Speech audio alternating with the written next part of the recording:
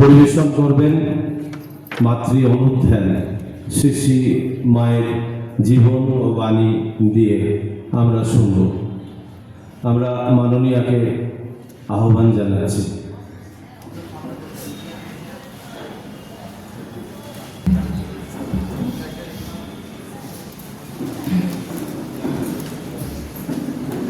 जननी शारदा देवी रामकृष्णं जगद्गुरुं पादपद्मे त्वयोषित्वा प्रणमामि मुहुर्मुहुः। नमस्ते राजाय विवेकानन्दसूरये सच्चित् सुखस्वरूपाय स्वामिने तापहारिणे। ঠাকুর মা ও স্বামীজির চরণে অবলীলুঞ্চিত প্রণাম নিবেদন করি। পরম পূজনীয় শ্রীমৎ স্বামী দুর্গানাথানন্দজি মহারাজ এবং পরম পূজনীয় শ্রীমৎ স্বামী আত্মনাথানন্দজি মহারাজের রাতুল চরণেও আমার প্রণাম নিবেদন করি এবং অশেষ প্রণাম, শ্রদ্ধা ও শুভেচ্ছা মায়ের সকল ভক্ত সন্তানকে যারা আজকের এই ভক্ত সভায় একত্রিত হয়েছেন। আজকে সারাটা দিন এটি প্রথম অধিবেশন, এরপরে আরও দুটি অধিবেশন রয়েছে। তার মধ্যে প্রথম অধিবেশনের শুরুটিই হলো স্বামীজির প্রসঙ্গ দিয়ে। এরপর স্বামীজির কথা বলতে বলতেই স্বাভাবিকভাবেই মায়ের কথাও কিছু বললেন মহারাজ, কারণ স্বামীজি ঠাকুর বা মাকে বাদ দিয়ে নন, আবার মাও ঠাকুর বা স্বামীজিকে বাদ দিয়ে নন।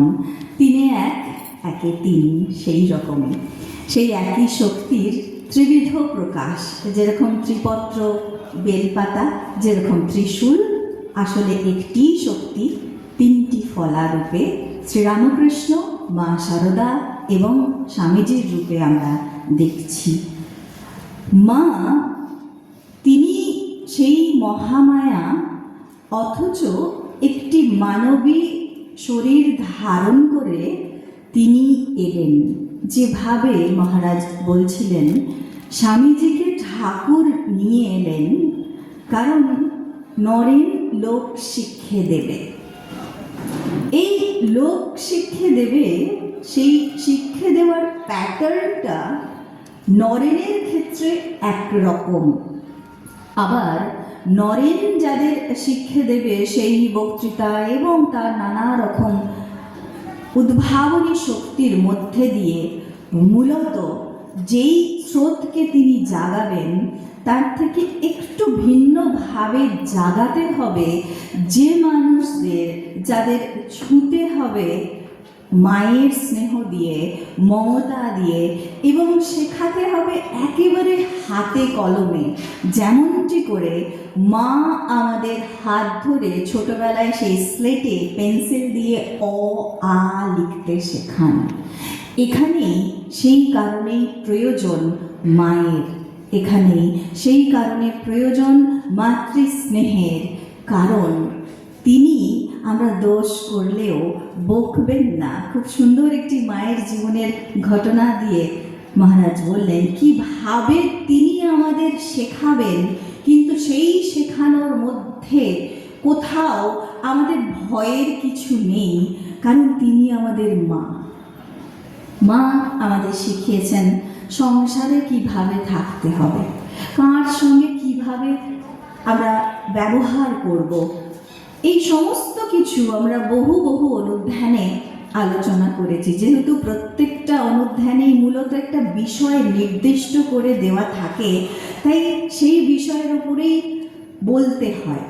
আজকে অঞ্জনদা শুধু মাতৃ অনুধ্যান লিখেছেন, তাই আমার একটু ইচ্ছা হলো মায়ের পূজা এই নিয়ে একটু যদি আমরা সকলেই শিখতে পারি মায়ের থেকে।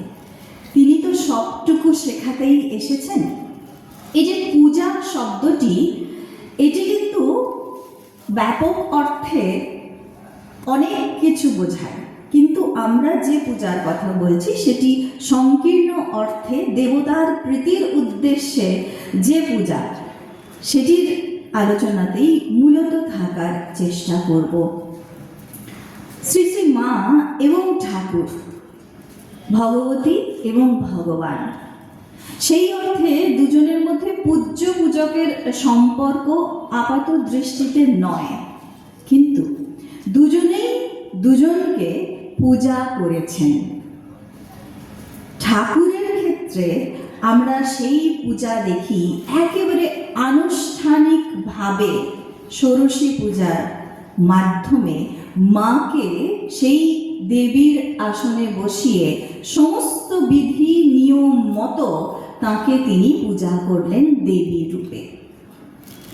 মায়ের ক্ষেত্রে ঠাকুরকে তার স্থূল শরীরে থাকা অবস্থায় এইভাবে পূজা করতে অবশ্য আমরা দেখি না, সেরকম কোনো প্রামাণ্য তথ্য পাওয়া যায় না, কিন্তু ঠাকুরের পূজার প্রথম প্রচলন বলতে পারি মাই করেছেন। কিভাবে? ঠাকুর কিন্তু তখন শরীরে আছেন, সেই সময়েই মা পটে তার পূজা শুরু করেন। কিভাবে সেই পূজা শুরু হয় এই বিষয়ে অরূপানন্দজি মহারাজের সঙ্গে মায়ের কথোপকথন একটি অংশ আমরা স্মরণ করব। মায়ের কাছে ঠাকুরের ওই ছবিটি দেখে মহারাজ মাকে জিজ্ঞাসা করছেন, আচ্ছা মা, ঠাকুরের এই ছবিটি বেশ, এটি কি ঠিক? মা বলছেন, হ্যাঁ বাবা, এটি একেবারে ঠিক ঠিক।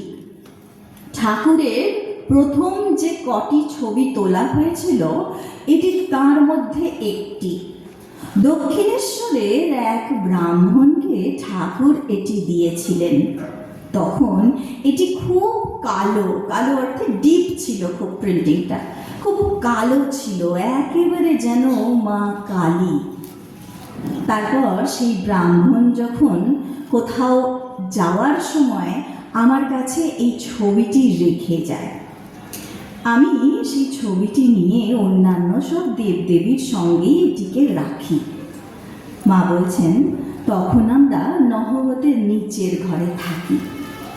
একদিন আমি আর লক্ষ্মী, আমরা বলছেন মা, সম্ভবত মা আর লক্ষ্মী দিদি রান্না করছি।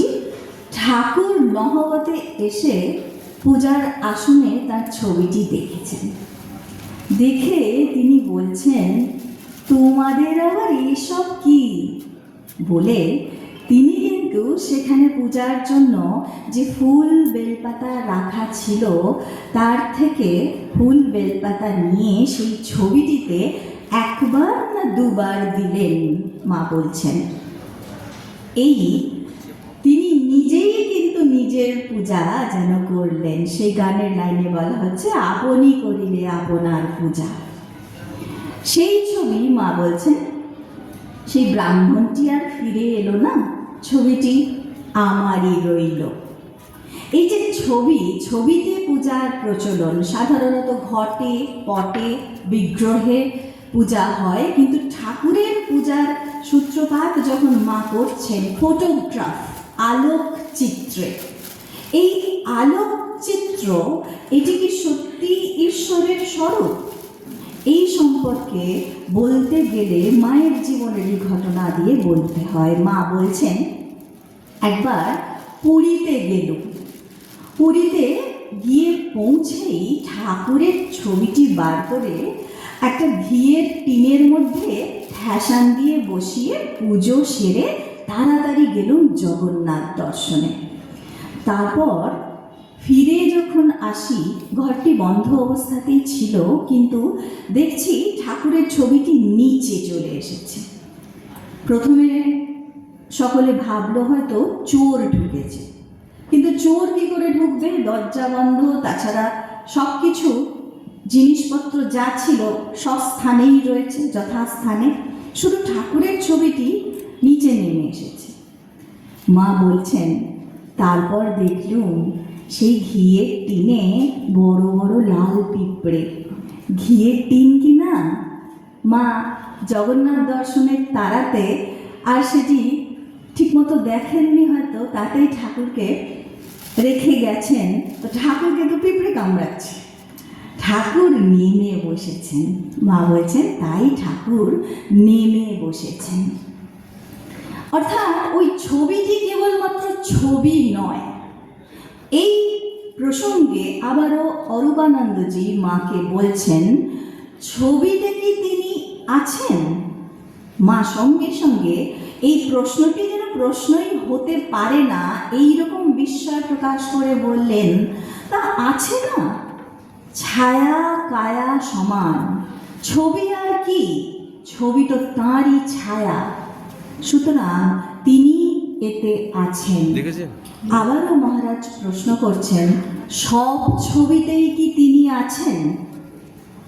মা বলছেন, তাকে ডাকতে ডাকতে ছবিতে তাঁর আবির্ভাব হয়। অর্থাৎ তাকে যদি সেভাবে জাগাতে পারা যায় তখন সেই ছবিতেই তিনি জাগ্রত হন।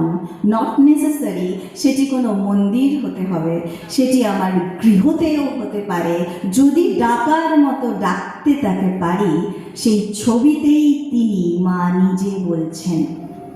এবং এই প্রসঙ্গেই মা আরও বলছেন যে প্রত্যেক ছবিতেই তিনি ডাকার মতো ডাকতে হবে। আমরা অনেক সময় দেখি, অনেক জায়গাতে বলা হয় অমুক বিগ্রহ খুব জাগ্রত, জাগ্রতা, অমুক বিগ্রহ এত জাগ্রত যে তাতে বিরাট লাইন পড়ছে, দর্শন হচ্ছে।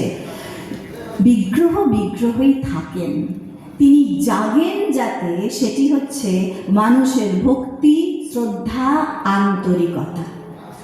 এই জাগানোটা, এই জাগানোর শক্তিটা যেন আমার মধ্যে থাকে, আমাদের প্রত্যেককে মা সেটি শেখাচ্ছেন।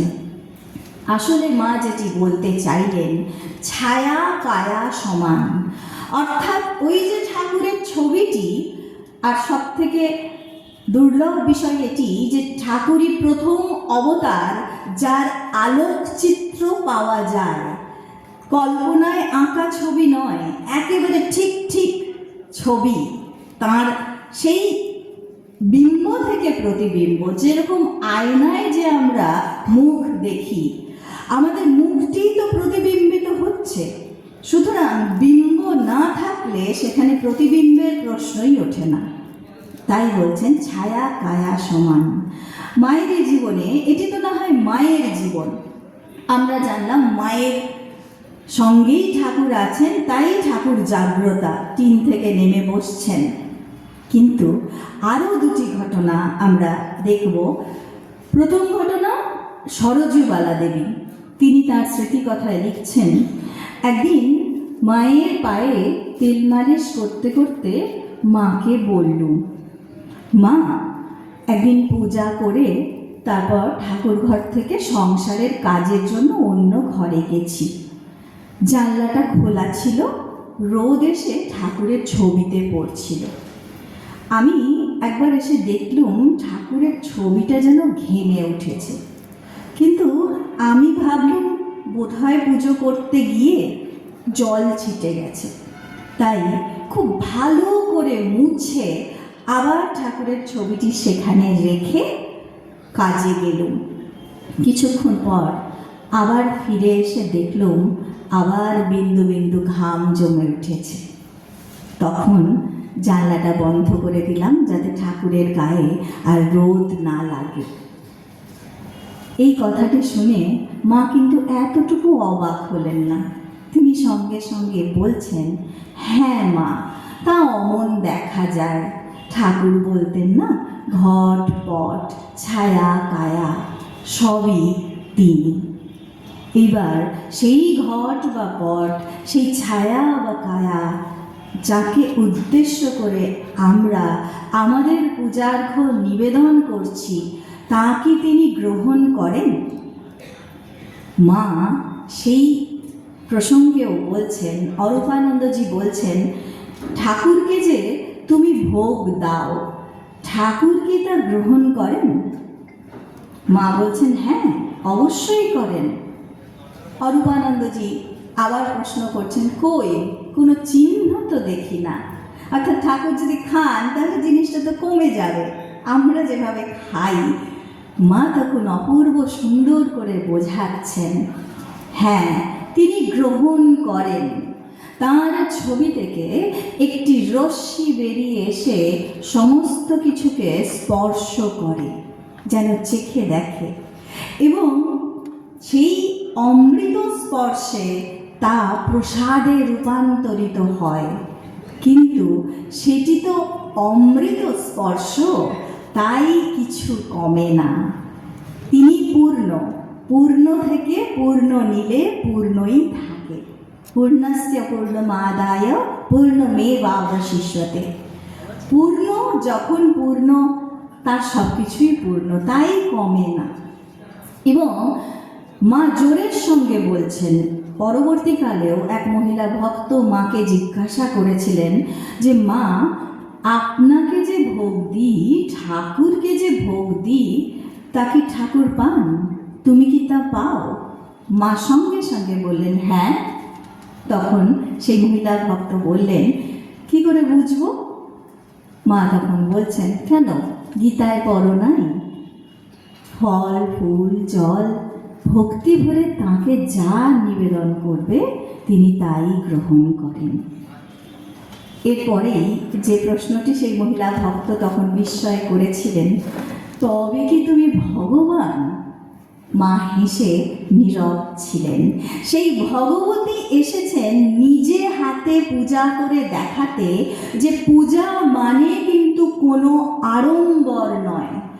আমরা যেদিকে বুঝি যে বিরাট একটা আয়োজন করতে হবে, এখনকার দিনে তো প্রথমেই যেটি মাইক বাজাতে হবে, এইগুলো কিন্তু পূজা নয়। মায়ের পূজার আয়োজন যদি আমরা দেখি, তার প্রধান বৈশিষ্ট্য হচ্ছে আড়ম্বর শূন্যতা এবং আন্তরিকতা। মা পূজায় বসেছেন, ঠাকুরের আসনের ঠিক নিচেই গঙ্গা জলের একটি পাত্র, একটি পঞ্চপাত্র, চন্দন কাঠ, চন্দন পিঁড়ি, একটু ফুল, এই। তার বাইরে যে বিরাট কিছু আয়োজন সাজিয়ে মা বসেছেন, ফল মিষ্টি যতটুকু ঠাকুরকে নিবেদনের। অনেক সময় দেখা গেছে জয়রামবাটিতে ফুল পাওয়া যাচ্ছে না, মা কেবলমাত্র তুলসী পাতা এবং জল দিয়েই পূজা সেরেছেন।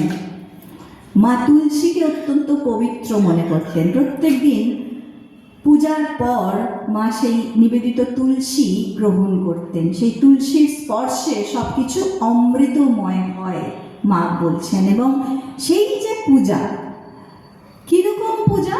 দীর্ঘক্ষণ ধরে বসছেন, একেবারে এমন অবস্থা ঘন্টার পর ঘন্টা না। মা সমস্ত কাজ সেরে সকাল 9টা নাগাদ পুজোয় বসতেন এবং ঘণ্টাখানেকের মধ্যেই তার পূজা পর্ব শেষ করে শালপাতায় প্রসাদ বাড়তে শুরু করতেন।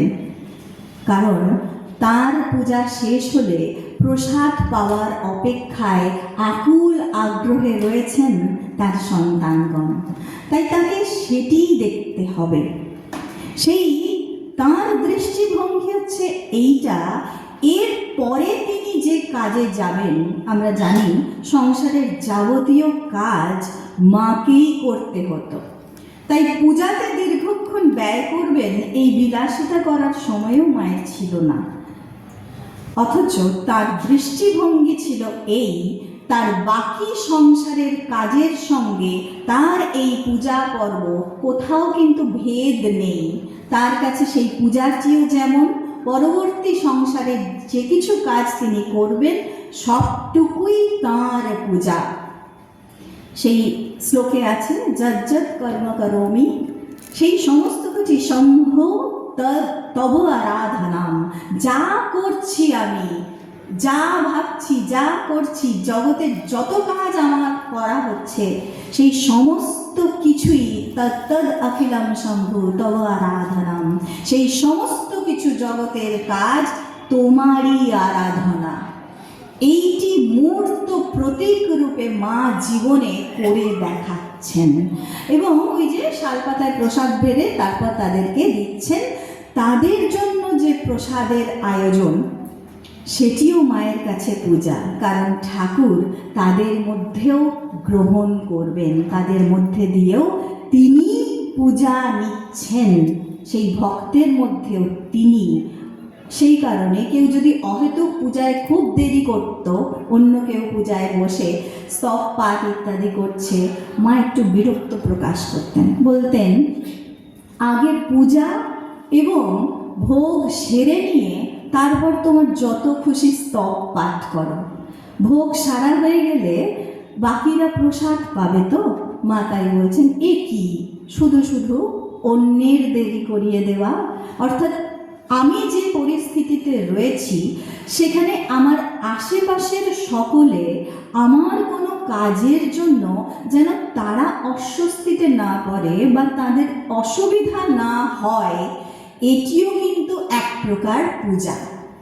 যেমন কারোর দোষ না দেখা, তেমনি কারোর কোনো অসুবিধা তৈরি না হয়।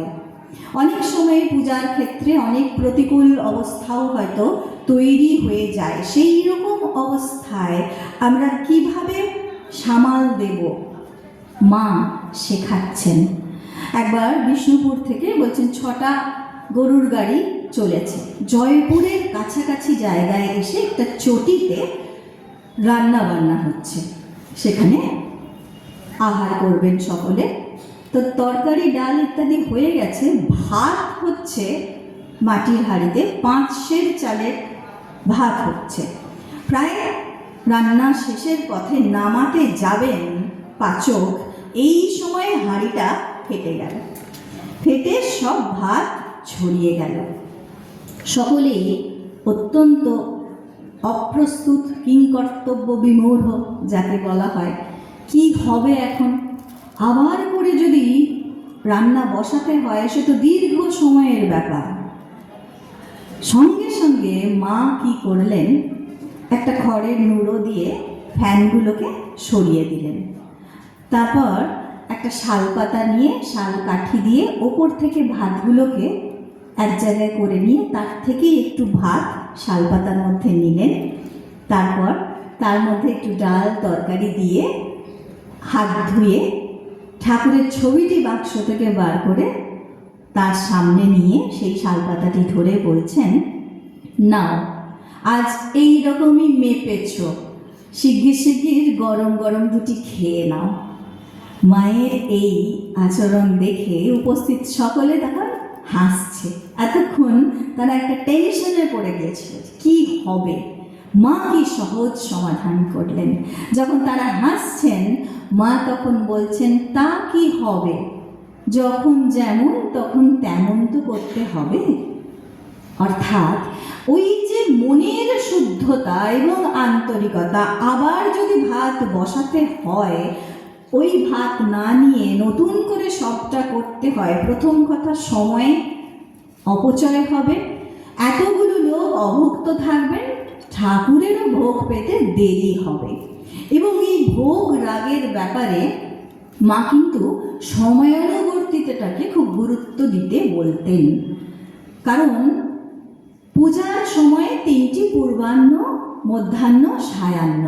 তার মধ্যে পূর্বাহ্ন এবং সায়াহ্নতে আমরা জপ ধ্যান ইত্যাদি করে থাকি। আর বাদবাকি সময়ে যখন আনুষ্ঠানিক পূজা করি, সেই সময় যখন ভোগ রাগের ব্যাপার, সেটি আমাদের নিবেদন করতে হয় পূর্বাহ্নের মধ্যেই, অর্থাৎ বেলা 12টার পর বলা হচ্ছে রাক্ষসী বেলা। সেই সময়ে আমাদের আর কোনো ভোগরাগ নিবেদন করলে বলছেন হিতের চেয়ে বিপরীতই হয়, সময়টাকে মানতে হয়। তো সেই সময়ে কিভাবে মানব, মা বলছেন জপ ধ্যানের ক্ষেত্রেও একটা নির্দিষ্ট সময়ে রাখা প্রয়োজন। যখন রাত্রি পেরিয়ে ভোর হচ্ছে সেই সন্ধিক্ষণ, আর যখন দিন পেরিয়ে রাত্রি আসছে সেই সন্ধ্যাক্ষণ, ওই সময় প্রকৃতি শান্ত থাকে, মানুষের মনও অপেক্ষাকৃত শান্ত থাকে। তাই ওই সময়ে ঠাকুরকে ডাকার, জপ ধ্যান করার আদর্শ সময়। আর ভোগ রাগ যদি দিতে হয়, আড়ম্বরের প্রয়োজন নেই, কিন্তু যেটা প্রয়োজন সেটা হচ্ছে ভক্তি এবং নিষ্ঠা, মা বলছেন, সেবা ভালো, কিন্তু বাবা খেয়াল রাখতে হয় সেবা অপরাধ না হয়ে যায়। আমরা হয়তো চন্দন বাড়ছি, মা বলছেন দেখবে চন্দনে যেন খিঁচ না থাকে। যেটি বিগ্রহে দেব, সেই বিগ্রহের যে শরীরটি আমরা সেটি কল্পনাও করতে পারি না যে তাকে চন্দন নিবেদন করছি। অতএব সেই কোমল যে তনু, তাতে যেন চন্দনের খিঁচ না লাগে, ফুল বেলপাতা যেন পোকা কাটা না হয়। অনেক সময় আমরা দিতে থাকি, বিশেষত অঞ্জলি দেওয়ার সময় তো হাতে যা আসে, সরস্বতী পূজা, দুর্গা পূজায়, তো অমন দেওয়ার চেয়ে না দেওয়া ভালো। অক্ষত অবস্থায় যেন সেটি থাকে এবং সেই নিবেদনের সময় অন্তরের শ্রদ্ধা এবং ভক্তিটুকু। মা ঠাকুরকে খেতে দিতেন রান্নাঘরে। রান্নাঘরে খেতে দিলে এটিও ভাববার কথা, তাহলে রান্নাঘরটি তার কত পরিষ্কার পরিচ্ছন্ন, এবং সেটিও একটি মন্দির, সর্বত্রই তার পূজাস্থল। একদিন এক মহিলা ভক্ত দেখছেন যে মা ঠাকুরের ছবির সামনে দাঁড়িয়ে খুব সলজ্জ বধূর ভঙ্গিমায় বলছেন, এসো খেতে এসো। তারপরে গোপালের দিকে তাকিয়ে বলছেন, এসো গোপাল, খাবে এসো। তারপর মা যখন বেরিয়ে রান্নাঘরের দিকে যাচ্ছেন, সেই মহিলা ভক্ত অবাক হয়ে যেন দেখছেন সমস্ত ঠাকুররা মায়ের পিছন পিছন চলেছে খেতে, ভোগ গ্রহণ করতে। মা তাকে দেখতে পেয়ে হেসে বলছেন, এই ঠাকুরদের খেতে ডেকে নিয়ে যাচ্ছি। এই যে খেতে ডেকে নিয়ে যাওয়া, আপন জ্ঞান করা যে তিনি আমার আত্মীয়, তিনি আমার আত্মার ধন, সুতরাং তার সঙ্গে আমার যে সম্পর্ক, সেই সম্পর্কটিকে বোঝা এবং তাকে ওই ভক্তি এবং আন্তরিকতা সহ যা নিবেদন করব তিনি তা গ্রহণ করছেন, করবেন, এই বিশ্বাস রাখা। কিন্তু যখন আনুষ্ঠানিক পূজা করব, মা বলছেন একটু সাবধানে, হাত দুটি দিয়েই মূলত পূজা করা হয়, সেই হাতটি শুদ্ধ রাখতে হবে। পূজার আয়োজন করতে করতে কখনো নিজের দেহের কোনো অঙ্গে, চুলে বা কোথাও যেন সেই হাতটি স্পর্শ না হয়ে যায়, এটি খেয়াল রাখতে হবে। অতএব সেই নিষ্ঠা, সেই যত্ন, সেই আন্তরিকতার সঙ্গে আমরা যদি পূজা করি এবং প্রত্যেকটা কাজকেই সেই পূজাতে উন্নীত করি, তাই প্রতিনিয়ত সকাল থেকে সন্ধে পর্যন্ত আমরা যা করছি সবই শম্ভ তব আরাধনাম। আলাদা করে শিব পূজা নয়, প্রত্যেকের মধ্যেই সেই শিব, তাকে দেখতে শেখা এবং নিত্য তার পূজা অর্পণ করা, এটি আমাদের জীবনের আদর্শ হোক। মায়ের কৃপা সকলের উপর বর্ষিত হোক, এই প্রার্থনা দিয়ে আজকের এই মাতৃ অনুধ্যান এখানে শেষ করলাম। ওম শান্তি শান্তি শান্তি। হরি ওম তৎসৎ। শ্রীরামকৃষ্ণ অর্পণমস্তু। ধন্যবাদ এবং আন্তরিক শ্রদ্ধা ও প্রণাম জানাই শ্রীময়ী কুসুম ভট্টাচার্য মহাশয়াকে।